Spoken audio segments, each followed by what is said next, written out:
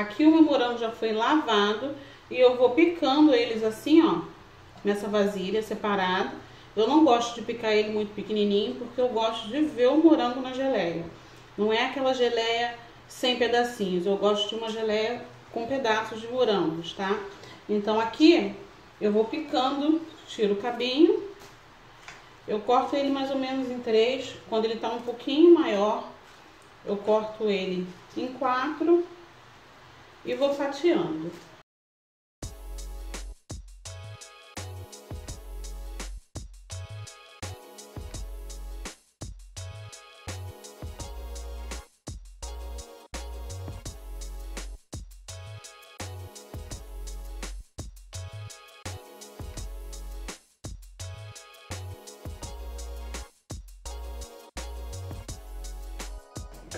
Então aqui a nossa geleia já está começando a engrossar. Não é legal porque você acaba perdendo todo o material.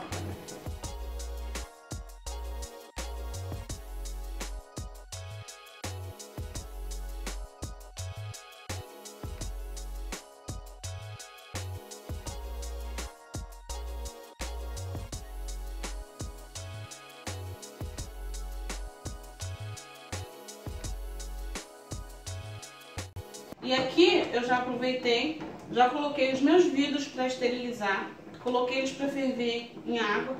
Eu já vou retirar eles daqui, porque eles 15 minutinhos em água fervente já é o suficiente para esterilizar. Eu coloquei o vidro e a tampa. Agora eu vou retirar e vou colocar eles de cabeça para baixo em cima de uma grade.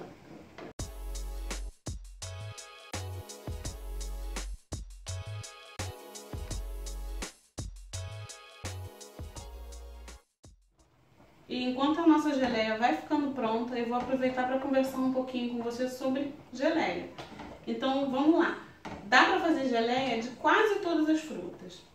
O que define a textura dela vai ser a quantidade de pectina que cada fruta tem. A pectina é uma substância que naturalmente já tem nas frutas, mas tem frutas que tem um pouco mais e tem frutas que tem um pouco menos. Por exemplo, a laranja, ela tem um alto teor de pectina. E o morango, quanto menos maduro ele tiver, maior vai ser a concentração de pectina.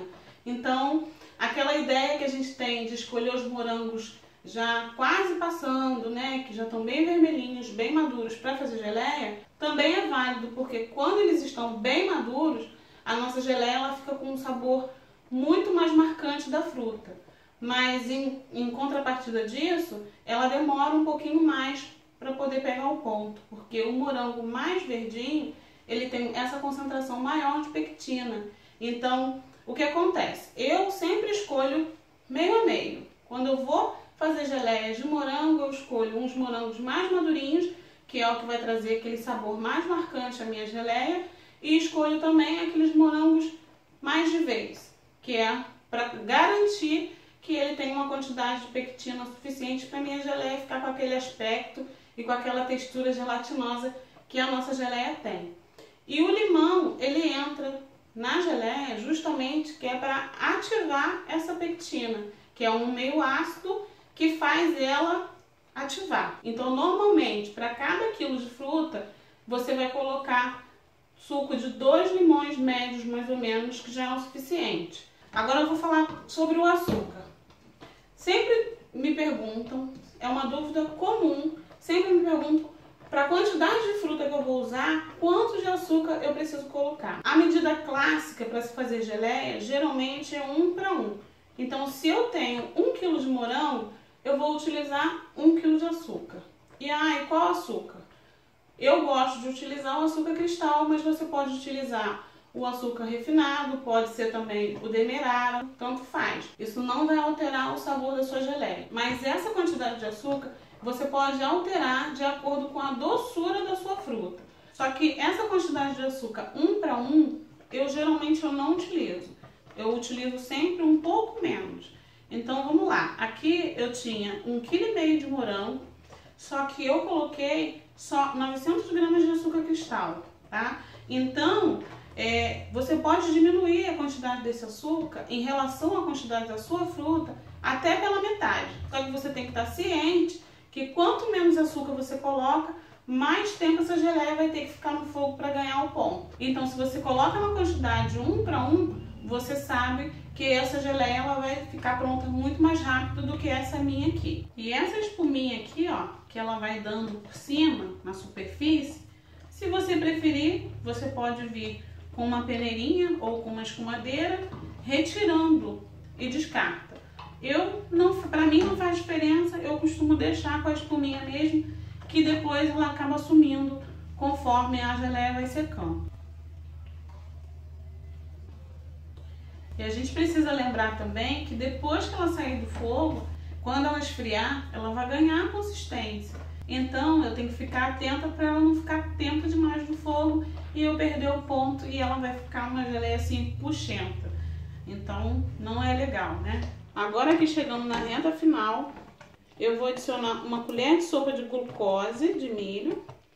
Essa glucose, ela vai ajudar no brilho da minha geleia e na textura também. Vou mexer até essa glucose dissolver completamente aqui, que ela vai dissolver rapidinho, porque no calor ela... Aqui agora você consegue perceber, ó, que a geleia ela já dá uma desprendida aqui da lateral. E quando eu passo a colher no fundo, assim, ela dá aquela desprendida também, igual brigadeiro, né? Então, quando ela chega nesse ponto aqui, ó, você consegue ver que ela já cai pesada da colher em blocos, ó. Você levanta ela e joga e ela cai em blocos. Pra mim, esse ponto aqui já tá bom. Então, eu vou desligar o fogo e vou passar ela pro meu vidro, ainda quente. Então, aqui, só para recapitular, aqui foi 1,5 kg de morango, foram 6 caixinhas daquela, que quando eu pesei, tava com 1,5 kg, que me rendeu um vidro desse grande e um pouco mais da metade desse menor aqui, tá? Então, vale a pena. Eu utilizei 1,5 kg de morango, 900 gramas de açúcar, suco de 2 limões e um pouquinho de glucose no final. E aí, eis que surge a dúvida, né? Por que fazer geleia de morango em casa se eu posso comprar prontinha já no mercado? Eu tenho 2 motivos para te dizer por que eu faço geleia caseira. Primeiro, o sabor não tem igual. O sabor do morango é muito característico e é bem mais marcante na geleia caseira. E eu sei que o que eu estou utilizando são produtos de qualidade, não tem conservantes, isso para mim já é muito bom. E o segundo motivo é que eu consigo diminuir a quantidade de açúcar que vai na minha geleia quando eu faço ela em casa. E tem um outro detalhe também que é muito importante, que eu sempre falo, que tudo que é feito em casa é muito mais gostoso e muito mais caprichado. Aqui na minha cozinha, o único recheio que eu compro pronto é o de Nutella. Todos os outros sou eu mesma que faço. E isso pra mim, eu dou muito valor ao sabor, à qualidade e o carinho que a gente coloca na hora que a gente está fazendo também. Quando você faz com amor e dedicação, o resultado é completamente diferente. Então eu espero que você tenha gostado. Se ficou com alguma dúvida, deixa aqui nos comentários pra mim que eu te respondo. E não esquece de curtir, se inscreve no canal se você ainda não é inscrito, porque eu tô trazendo várias receitas e várias dicas que vai te ajudar aí na sua cozinha também, tá? Um beijo e até o próximo vídeo. Tchau, tchau. Ah, e não esquece de compartilhar, hein? Tchau, tchau.